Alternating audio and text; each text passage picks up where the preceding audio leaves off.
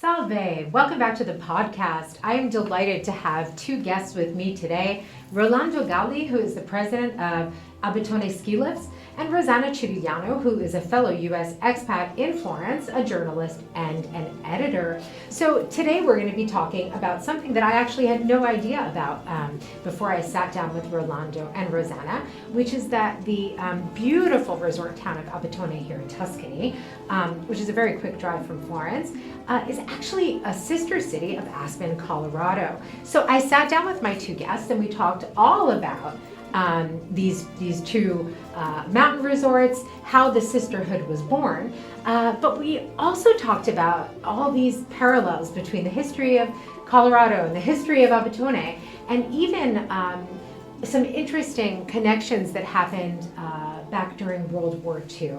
So stay right where you are, and I really hope you enjoyed this episode, which was very special for me, and I really hope that it is just as special for you. Grazie mille e buon ascolto. Buongiorno mondo, and welcome back to 15 with Fosca, the podcast. I couldn't be happier to have two special guests with me here today. Rolando Galli, buongiorno. Good morning. Good morning. And Rosanna Cirigliano. Buongiorno, Rosanna. Hello.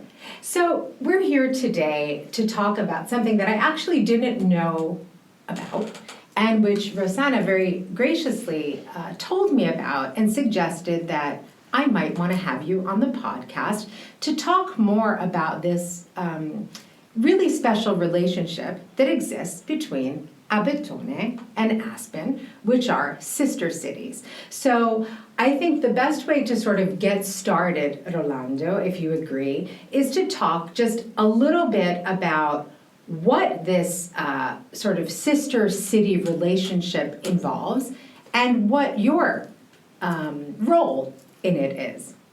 Yes, well, my role is very easy. I'm the president of the sistership between Abetone and Aspen, on the Abetone side, of course. And the relationship between Abetone and Aspen involves many different items and topics. So, first of all, the most important one is to share experiences between the two communities. Yeah. And the best way to share experiences is probably to share life between students. So, now we already had 8 group of students from Abetone going to Aspen, and reverse, 8 groups from Aspen coming to Abetone. Wonderful. The groups are about 15 kids, between 13 and 15 years old, and they usually spend about 2 weeks, our kids there, and 2 weeks, their kids here. Okay. And when the kids are overseas, they stay with a destination family with their relative kid, and when they come back here, the kid goes in the same family with the same kid, so they start a sort of relationship, a sort of friendship, a sort of sistership, in the real sake of the name, and so they share their lives. They go to school together, they make sport together, they have experiences together, and they learn, beside the language, also the costumes, the traditions, the way of living that they have in the States and that we have here in Italy, in Tuscany especially. I think this is such a great program, and the minute I heard about it, I wanted to know more because it involves so many things that I think are so important in the world right now. So, yes. Sports, yes, how the fundamental role they play in our lives, but especially in young people's lives, yes, building community and understanding culture around sports, because it's not just skiing, and we'll get to that in a second, but also this notion of bringing groups of young people together, exposing them to different cultures, but always within this very warm and welcoming context of sistership, which I think is a beautiful gesture and something that maybe we could all use a little more of, right, in various places and in various fields. I think we take for granted, because we're sitting here in Florence and Abetone is really just sort of around the corner. But for those listeners who don't have the pleasure of knowing Abetone the way we do, especially the way you do, Rolando, could you tell my listeners a little more about this paradise that is Abetone, that for us in Florence is literally just an hour and a half's drive away? Well, Abetone is a pass, more than a little village, and it's a pass on the ridge between Emilia, Romagna, and Tuscana. So on the street between Pistoia and Modena, that was built in 1791 by the Grand Duke of Tuscany, Leopoldo, to interconnect the two provinces, let's say the two regions. Yes. And that used to be the sort of highway that we have as we know today, but back then was an incredible task to climb and then descend the mountain from Florence and Modena. Now the village has grown from a woodcutter's village that was in the beginning of the century to a ski resort, or better, to a all-year-round resort, because skiing is for sure the most important part, as it is one of the few places where you can ski in Tuscany, and it's really very close to Florence, Pistoia, Prato, Lucca, whenever every single city in Tuscany between 1.5 and 2 hours drive. So very close, very handy, and we developed a wide array of ski fields and ski lifts as well. So there are more than 60 kilometers of slopes where you can ski, and about 20 lifts to go back on the top of the mountain to ski as much as you want. There are huts, mountain huts, hotels, and every facility is needed in such a kind of resort. But it's not just winter, because it's also summer, with this unfortunately very, very, very hot summer that we experienced in the past years. And to go up on the mountains, it's really relaxing and breathtaking, not just for the view, but really for the breath. To breathe better and to have a fresher air. Rosanna, that's here beside me, she had many times that she went up in the mountain, and then you can walk, you can mountain bike, you can just relax and sleep better than you do here in Florence at 40 degrees. Exactly. So I have two sort of follow-up questions. I'd like to invite Rosanna into the conversation, also because Pistoia has always played an interesting role in my personal narrative here in Florence, as has Abetone. And so my ex-husband was from Pistoia. His family had a home in Abetone. So it was one of those places that I would often go to, even though I'm not a skier. Then when Rosanna and I met, and I'm going to say this is 20 years ago. A little more. A little more, it was little more than it 20. We were Over talking, 20. she had reached out to me, I was still at Stanford, and we were talking about the Pistoia card. This was the Student card. The student card, right. So there was this big project between, Pistoia, the Appennino, Pistoiese, Abetone, etc., to create all of these perks for the many students who were in Florence. Discounts and let's say benefits for the student population. So that was when Rosanna first told me, let's say, about you and about that's when I first started hearing about Abetone from her. I'd like to hear more about your story, how you two met and began collaborating, and because you brought me this story and it intrigued me. Well, I'm a journalist, so I bring the story. I know you do, and I'm thankful for it. But the story is a very long one. To make it very brief, I went up there little more than a student, looking for work with a photographer, and we found work, okay? He photographed, I had a magazine, I covered Abetone in the magazine, okay? And I went up with, and later, in my office, I had a Middlebury college student intern, and Middlebury owns a mountain in Vermont. Now that I didn't know. And they said, we should have a discount up at the ski resort. So I proposed it in Pistoia, and they were very, very enthusiastic about it. So the whole project came about, which was presented at the American Consulate. We did 2 little books on all the towns in Pistoia, and we did it in the 4 seasons. And for 2 or 3 years, I think many, Rolando probably knows this better than I do, many students. Yeah. Oh, they did for sure, yeah. Yeah, they would go for up. sure, because it's handy and it's virtually inexpensive in a way. U.S. resident understands skiing. I mean, if you compare the price of a ski pass in Aspen that's more than $200 to one in Abetone that's €50, I mean, there's a huge difference.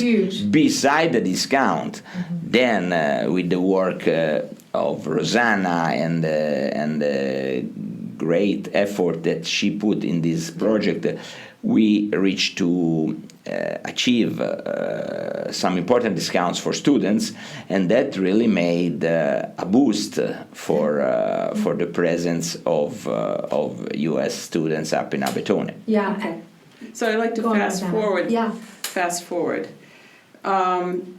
I then began writing a column in Repubblica, the second time online. Okay, in 2013, and that went on for 8 or 9 years.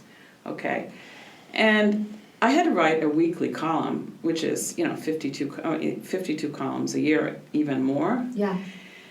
And in the summer, and Rolando doesn't know this, in the summer, I began to look for things to write about, to be honest. So you were looking for the story. I was looking for the story, and I said, "Oh my God!" So I kind of look online, and I said, look at all the stuff that's going on in Abetone in the summer, which wasn't the case 15 years earlier. Right. So I sent someone up to the adventure park, to hike, to mountain bike, and we wrote this column in August of 2018 in Repubblica in English. Now, people read it, and someone who was initially involved in the project, Robbie Shackelford, was extremely intrigued at this, and he said, I'd like to bring my students up there. Yeah. Because it's 100 degrees in Florence, and plus there's a World War II museum just below Abetone, because the U.S. soldiers were there during the war, and they had trained in Colorado to be able to fight near Abetone. So we went up, and that's actually how I met Rolando. And this was 2022. This is 2 years ago. So because we had the pandemic in the middle, the COVID in the middle. We sure did, yeah. COVID in the middle, and I coincidentally brought these students up, or I accompanied Robbie, who brought these students up to enjoy summer sport in Abetone, and now it's picking up again, this whole idea of working with the students. Wonderful. Also because I think, and this is a perfect segue, thank you, to what I wanted to discuss next with Rolando. I've read a bunch about your background, and I know that you're an avid cyclist, and I know that, and I love the fact that you talk about Abetone as an all-year-round resort. I think it's important because it has, for example, for those of us who are in Florence, it's not only a question of easy access, it's also the fact that in an hour and a half, you really are in a totally different space. And to be able to be in nature in that beautiful nature and to be able to do so many things all year round makes Abetone a very interesting choice. I think especially, not only, but especially for the U.S. student population. When I was working at Stanford, Rosanna knows this, the kids would ask me all the time where to go skiing, right? And they would always they would spend a lot of money and go skiing in the Alps and go to Chamonix and all these places, which is fine. I would love to do that, don't get me wrong. But I was like, guys, there's this beautiful ski resort, really just an hour and a half away, 2 hours from Florence with public transportation. Why go, this is something typical, though I think that I tend to encourage in general, but really taking advantage of what we have right here. So you don't need to go and take a plane and, take however many trains and spend, as you were saying, so much money. Abetone presents this really nice opportunity to have a period of time, a weekend, a week, a vacation, whatever, all year round, around sports, around nature, hiking, what have you, really at a stone's throw from Florence. And so I think it's important that we talk about these places that are not on people's to-do list, if you will, but for those who come for longer stretches of time. Why not go there? It makes no sense to me. So tell me more about what's happening now in Abetone. We are recording this in November. I just read that the slopes just opened. Yeah. So tell me what kind of season you're expecting, in as much as we can make these kinds of predictions in light of today's world and global warming. Oh, well, not easy to answer now, because we are expecting, of course, a normal ski season, so opening the lift in the first week of December and going ahead up to usually Easter, so early April, mid-April. The situation in the past 5 years, we had some very snowy winter. We have some very poor winter, as it's usual in the Apennines, more or less. So, of course, that the global warming is something that scares, not just for the ski season, but generally speaking. Yeah. But the mountain is probably one of the few places where it scares less, because you fear less the heat in the summer, because the winter more or less has always been easy and snowy, because of course that there is a situation of the global warming, but you have to consider that Abetone is on the ridge in front of the Tyrrhenian seas. Mm-hmm. So when the front comes from the seas, that's mostly usual. The first mountain that hit is Abetone, and so it's generally the snowfalls are really heavy. So for us, it's quite normal to have 1 meter of snow in 3 days. So it's a heavy snowfall, and the quality of snow is good, because our slopes are all north-facing, as it is in the Apennines. In the Alps, it's the reverse, because they are north, and they need the sunshine to groom the snow.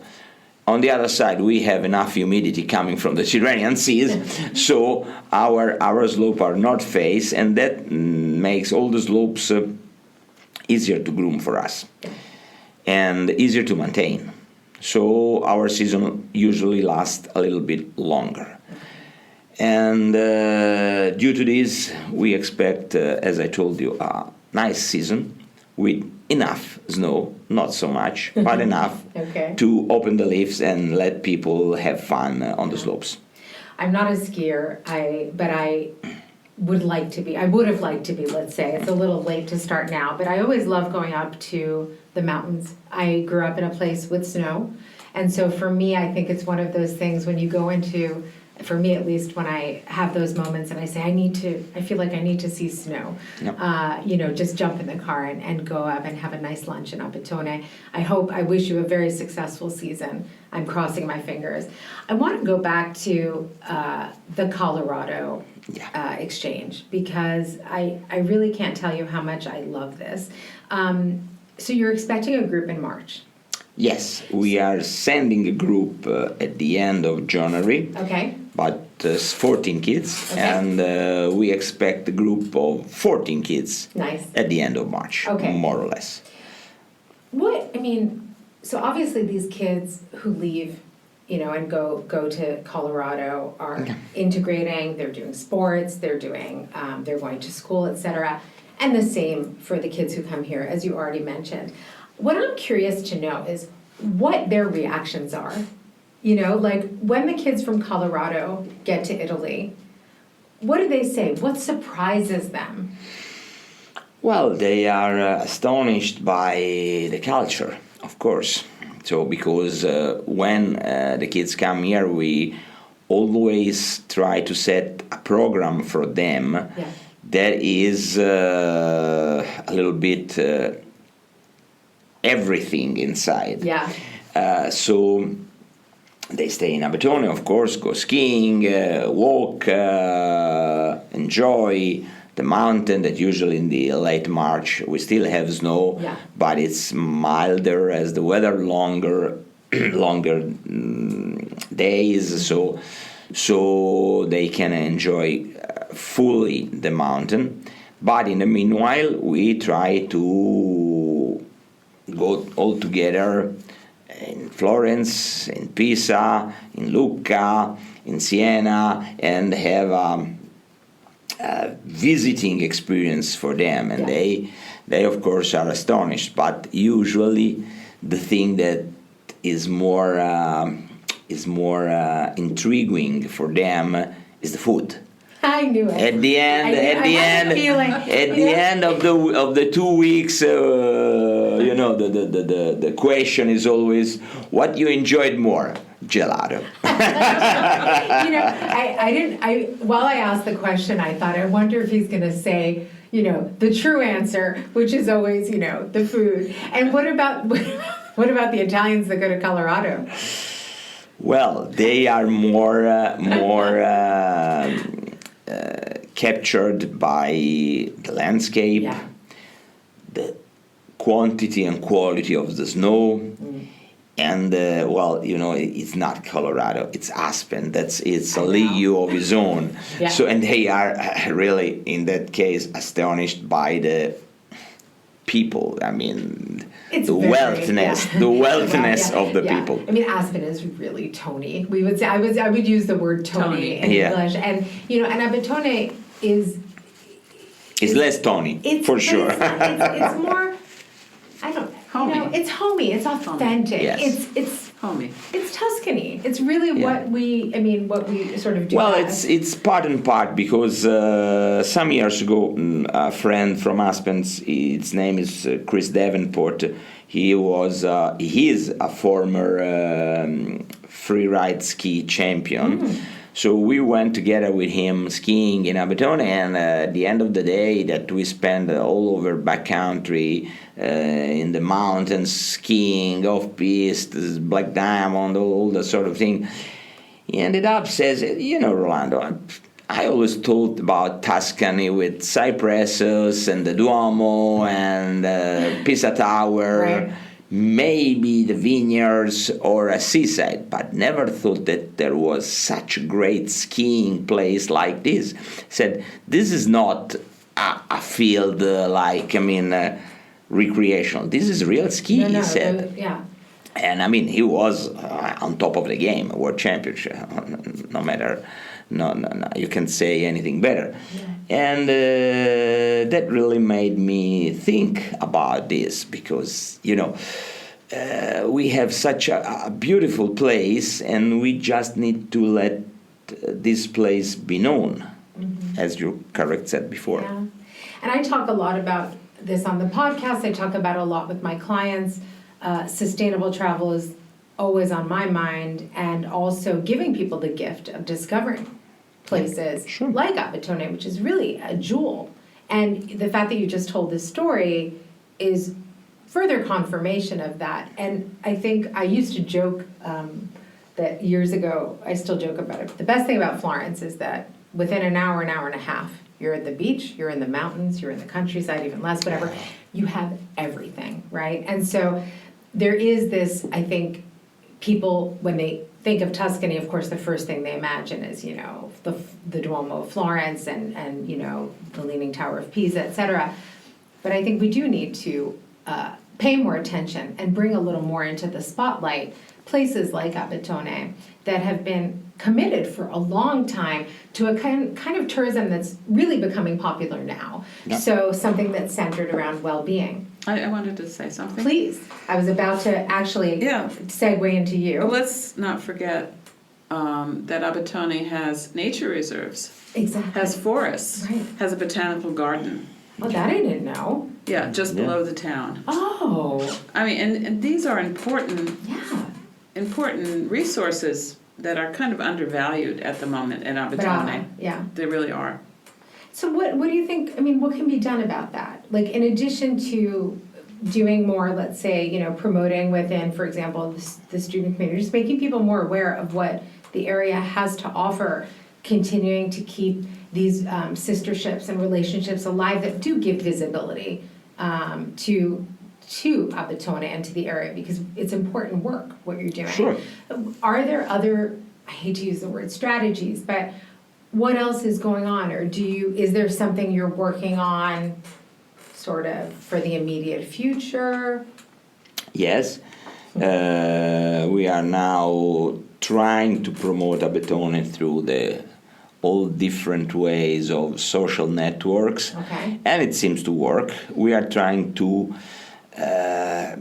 change a little bit the history of the Abetone plot, changing it, making Abetone a little bit more pleasant for the kids, for the young people.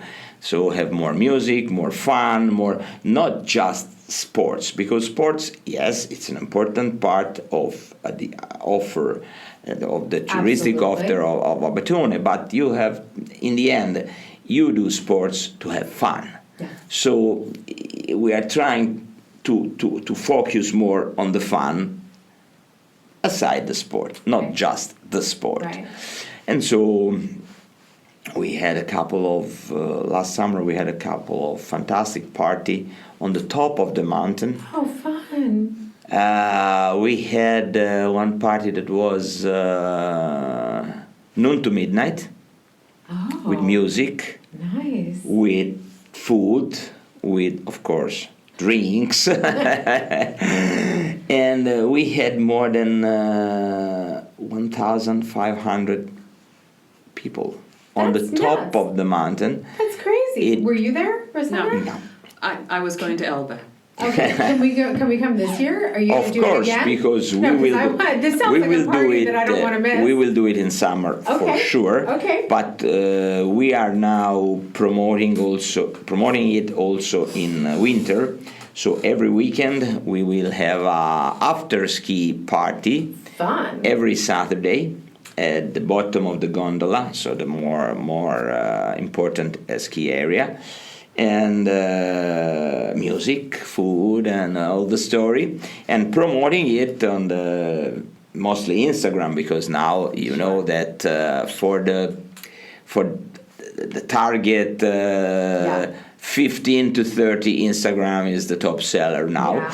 And we are now doing it, and really we have a lot of contacts, and that makes us very proud, but in the meanwhile, very, very confident for the future. Absolutely. And I think, I've known Abetone for a long, long time, as I mentioned, really, I think before, like, a lot of Americans didn't know about it for sure. I just happened to have this family relationship. And I think that it is important to get the word out about what it represents and how many things one can do.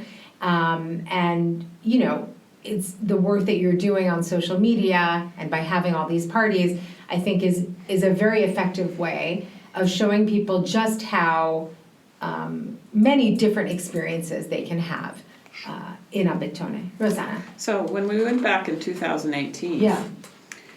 Not only was there the hiking had always been there, Yeah. but then there was the biking aspect, but then suddenly we discovered an adventure park. Yeah, that's what I wanted to ask So you. he can The adventure explain park. more about, I think. Yes, we have in Abetone, nearby Abetone, three different kind of adventure park. We have one right in the 20 meters from the square of Abetone, Yeah. where you have sort of summer for sure. All three are in summer, and they have sort of downhill with Zip lines. zip lines fun. and floating things that goes all the way down, Tubbies. and the Tubbies. tubbies, and that's Climbing walls. yeah, that's very, very, very demanded and very big fun for the kids. People love those adventure parks. 4 to 12, Yeah. let's say, even a little bit more. Yeah. Then we have one real adventure park through the woods in Doganaccia, through the trees. That's about 25 minutes from Abetone. And then we have another one that's about half an hour from Abetone. That is inside a canyon, and you go with the zip lines from one side to the other of the canyon, with the water Below you? flowing below you, and that's another very, very funny and enjoyable thing. And so in summer you can come and do the three different parks within a half an hour drive, one from the other. How wonderful. That sounds amazing. It's very nice. Have you been there? Did you cover that when you We covered, went up? we discovered there was an adventure park. The adventure park is where the bunny slope is in the winter. Ah, So you okay, come I know in exactly town, where that is. I know exactly and where the that bunny is. Yeah. slope is, Yeah. then you see, the tubbies, you see Right. the zip line, the wall, and then families and, kids of all ages. How fun. Yeah. How fun. So, Rosanna, I want to ask you something because you mentioned it really briefly and then we let it go, but I want to go back Okay. to it. So, you talked about the relationship between Colorado and Abetone in World War II. Okay. Well, I mean, this is also a small chapter in a book I'm working on, but that's another conversation. That's another thing, but Which is foreigners in Florence and Tuscany from World War II to the present. mhm. And, I didn't know this. I didn't know. This is what's nice about a place you go back to, you keep learning things about it. Yeah. So I certainly didn't know this. Me either, because they told really? me. Yes, go Okay, ahead. so go ahead. Oh, this is a good. See, you're bringing the story again. So, during the Gothic line was a German defense line. Yeah. Okay. The Germans were retreating and making it as difficult for the Allies to advance as possible. Yeah. Okay, and that's why they blew up the bridges in Florence, except for Ponte Vecchio. So the Americans, coincidentally, I grew up near West Point, New York, so I'm very tuned into the military. The Americans, soldiers who were to come and fight below Abetone were trained in Colorado at Fort Hale, which I'm not sure if it exists anymore, but there was a Fort Hale, and they were... It's Leadville. It's in Leadville. So it does exist still. See? Okay. Fascinating.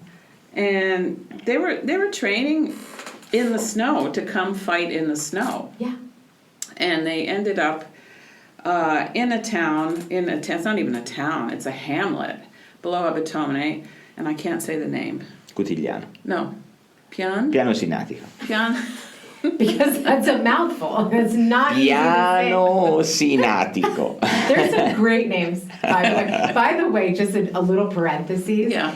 For those who are listening, if you do and make the drive up to Abetone, and I highly suggest you do, take note of the towns, the names of the towns as you go up. They're fascinating. I think some of the most interesting names I've ever seen. Go on. Okay, in this town of Piano Sinatico. Okay, which has less than 100 people in it, to give you some idea. Yeah. Okay. Yeah. It's very small. There was this very fierce battle, okay? Germans, fascists, Americans. And today there is a museum. There's a museum of the Gothic line there, that each section has exhibits from the soldiers and the battles that took place there. So you have the room dedicated to the German soldiers, the fascists, you have the Americans, you can see the helmets, you can see their Coke bottles. It's fascinating. Yeah, and it documents the impact. It was a very violent fight. And also there were reprisals up in the area because some Germans had been killed. So they killed some of the local population, including a Jew from northern Italy who went to hide there. Poor man came and died there. But today there is the Museum of the Gothic Line, and from there are also hikes into the forest where they're the bunkers. That's so cool. The World War II bunkers. That's so cool. So I mean, they do this in the name of peace, in the name of preserving memory, conserving memory. I think that's so special, and I think you said something really important, and it's taking me to my next question, which is for the both of you. But, we do think of Abetone, rightfully so, as a resort, but we often forget about those battles that happened not too long ago. And so I think that the value of a place, the connections. Yeah, it was the Mountain Division. I remember. Mountain Division, yeah. It was the 10th Mountain Division. The 10th Mountain Division. That's what you had told me. It was the 10th Mountain Division. So even our history buffs out there, yes. and there are a lot of history buffs out there who I think would be really interested in making that kind of trip as well. A cultural journey as well. Well, the story. I mean, I said before that I didn't know either because the story came from Aspen because they told me. So because when we were starting all the process of the sistership, you are there with the mayor of Aspen, mayor of Abetone, the president of the sister city from Aspen, and so on. So ended up that I asked them, I mean, we thank you from the bottom of our heart to that you are willing to make this sistership. But, one question comes up from the bottom of my heart. Why Abetone? I mean, there is Cortina, there is Madonna di Campiglio, there are a lot of resorts in Italy. And they said, I have to tell you one story. I mean, 1944, winter, battles, Gothic line. Our soldiers were on the south side of Abetone, but you always go back and forth. You go scouting, you go scouting where you can fight better the enemies and so on. And in some of these scouting walks, our soldiers saw one lift that was there from 1936, because one of the first lifts in Italy was in Abetone and was dated 1936. It was a big sled operated by cables. And then they saw this lift. Once back in Leadville, at the end of the war, they said, they were released because some remains in the army, but most of them, they were released because there's no more war to fight. Yeah, they were discharge. So they said, what are we going to do now? And some of them said, we saw that thing in Abetone, that lift in Abetone. Here in Colorado, we have a lot of snow. Why don't we put something similar here? We establish something similar here. Wow. And they start to scout all over Colorado to find a place where to put this thing. And they approached Aspen, and Aspen was a mining town, and the mine was almost dismissed. But there was one hotel. It was Hotel Jerome, still there. And they said, okay, we have this nice field here. We have one hotel. Let's do it here. So the story, the really strange and weird part, is that Aspen was built on behalf of Abetone. Yeah. Because they saw something in Abetone and they built it back in Aspen. And from there, 1946, Aspen started. 1950, they had the World Championship. The World Championship was won by an Abetone skier. So the link was further reinforced. Yes, reinforced. There's been an Abetone restaurant for 40 years in Aspen. Really? Yes. I had no idea. I've never been to Aspen, full disclosure. But anyway. And so, it's all these things put together. They said, we want to stay with you in Abetone and not go with Cortina or anywhere else in Italy. And that started the sistership, and the sistership is now 10 years, will be 10 years next year. And as I told you, we sent a lot of kids. About 120 kids are going from our side, 120 from the Aspen side. We sent 5 students for a full year in Aspen. Oh, wonderful. Yes, in the Aspen High School. Fantastic. And we sent 8 or 10 ski patrollers from here to Aspen, and they sent more or less the same number here. And now we're studying about sending some ski instructor over there, and they send their ski instructors here. So it's a kind of relationship that goes all the way ahead, and it gives us a very big proudness to. Absolutely. This is such a great story. And it's sort of like the gift that keeps giving, because in addition to the fact that there are these really incredible historical ties that I don't think many people know about, because, I had no idea. I mean, if you think about a place like Aspen, Colorado, you would just assume that they would have had, I don't know. And I never would have made that connection. And so thank you for both of you for telling us this story, but also for, reminding us that that there is this, this connection. Yeah. And we should be cultivating these connections and creating opportunities out of these connections. Also, I think as a way of honoring those relationships. Now, as we get to the end of the podcast, I want to ask you each a question, which might seem like a simple one, but I think it's actually not an easy one to answer. What is your favorite thing about Abetone? I'll start with you, Rolando. Well, favorite thing is ski slopes, for sure, in the winter, and mountain bike trails in summer. Okay. And what do you think is the one thing that somebody who comes to Abetone, whether it be in the winter or the summer or the spring, what do they have to do or see? What's your absolute don't miss in Abetone? Well, for sure, for somebody that's able to skiing is fantastic, for sure.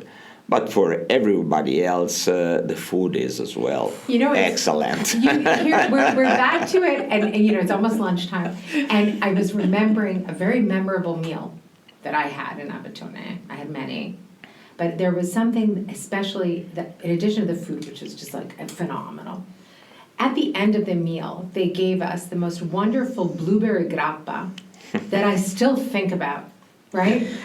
It was made with these, what I'm talking about. Yeah, blueberry grappa, sure. It's these wild blueberries, and this grappa at the end of this magnificent meal of a lot of mushrooms and just really delicious mountain foods. Food. You mentioned probably the two most important wild grown fruits products that are coming from Abetone. So mushrooms in this period of the year in fall, it's fantastic. It's wonderful. Everyone wants, and blueberries as well. due to the whilst mushrooms are more or less all over porcini mushroom all over Tuscany, so there are areas where the keen hunters goes, but are spread all over Tuscany. Blueberries is very particular, and it's just in Abetone, because here in Italy grows just in a very high altitude. High altitude, yes, and there is a very long time tradition of not growing because they are wild, but picking up the blueberries and producing with them jams and grappa, any kind of liquor, and of course having them raw, fresh, fresh popping them in out of the plant. How nice! And you, Rosanna, your best Abetone? Well, you always connect things back to your life. I live in Tuscany. I love Tuscany. But I grew up and went to school in places of great natural beauty, which are the Hudson Valley near West Point, New York, and I went to school in Boston. I lived in Cambridge, Mass. And what was there? Snow. Yeah. So much snow. Yeah. Okay? I grew up in snow, played in snow, shoveled snow, ice skated, everything. So the whiteness, the peace, the scenery. The summer, it was a more recent discovery, but I like the forests as well, because, growing up in the Hudson Valley with the hills. But there's really no other place you can go to Tuscany for. Yeah. No, in Abetone. I agree. I really want to thank you both. This has been such an informative conversation. I love the fact that you took the time out today, the both of you, to come and speak to us about this very magical place, and hopefully to share it with others who have this desire to go to a place that's not only so beautiful in terms of the nature that Rosanna was just talking about and you were talking about, but that is really so rich in every sense of the word.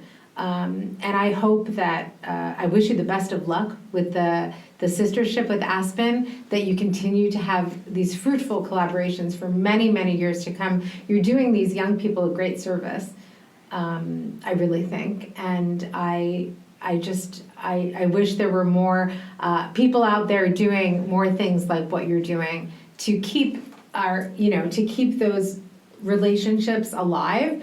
But as we were saying before, also to keep reinforcing those links, and I think also to remind people of that history. It's a very recent history. Sure. And yet, we're talking about it now, sharing this story. And hopefully that'll get even more people up to Abetone. We'll get the history buffs and the skiers up there. The student discount is being revived, so. That is very important. Sure. So please look in the show notes for all that information. I want to thank the both of you again for coming today. Grazie mille. Thank you, Fosca. I learned so much, and I can't wait to come back. I'm coming to the party. We wait for you. Rolando, I'm coming to the party. Summer, winter, I'm there. Rosanna's coming too. Va bene? With pleasure. Blueberry grappa for everyone. Yeah. Okay? Grazie mille. Grazie a voi. Arrivederci.